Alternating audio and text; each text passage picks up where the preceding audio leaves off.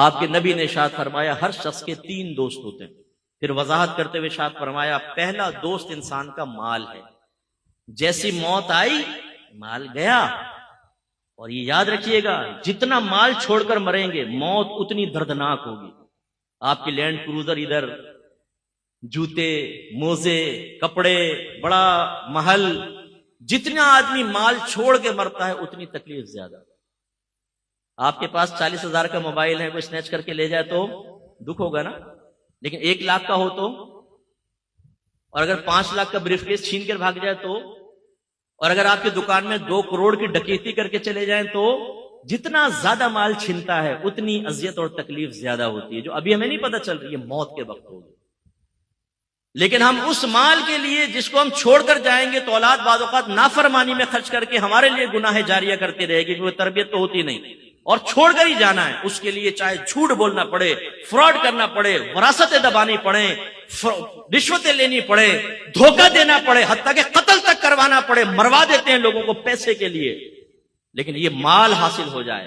جیسی موت کا جھٹکا آئے گا گئے. حضرت سیٹھ جی کو فکر تھی 1 کے 10 کیجئے، موت آ پہنچی کہ صاحب جان واپس کیجئے.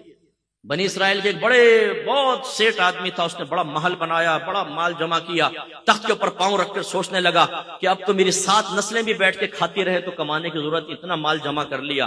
اچانک محل کا دروازہ بجا.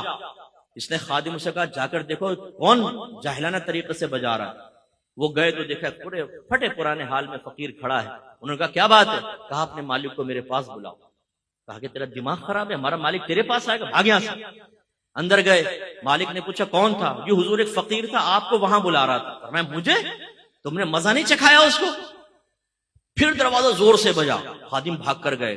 کہنے لگے بھائی تو کیوں نوکری سے نکلوائے گا ہمیں؟ کیا چاہتا ہے؟ اس نے کہا اپنے مالک سے کہو میں ملک الموت علیہ السلام ہوں، اس کی روح قبض کرنے کے لیے آئے. وہ خادم کانپ گئے اندر. وہ آقا نے دیکھا، بولا کیا ہوا تمہاری حالت خراب کیوں؟ کہا حضور باہر تو ملک الموت علیہ السلام آپ کو لینے آئے. وہ بھی کانپ گیا. کہنے لگا ان سے کہو کسی اور کو لے جائے میری جگہ.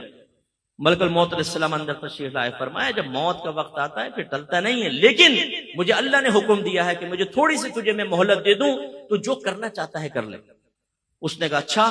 سارا مال جمع کیا اور کہا اے مال تجھ پہ خدا کی لعنت ہو جائے، تو نے مجھے غافل رکھا اور تیری مشغولیت میں اپنے اللہ کو راضی نہ کر سکا، تجھ پہ لعنت ہو جائے. اس مال کو اللہ نے بولنے کی طاقت عطا فرمائی. اس مال نے کہا لعنت مجھے نہ کر، اپنے آپ کو لعنت کر. اگر تو مجھے اچھے انداز سے کما کر اللہ کی رضا میں خرچ کرتا میں تیرے کام آتا. تو نے غلط طریقے سے خرچ کیا اور جمع کیا، تیرا نقصان ہے. میری وجہ سے تو نے عزتیں پائیں.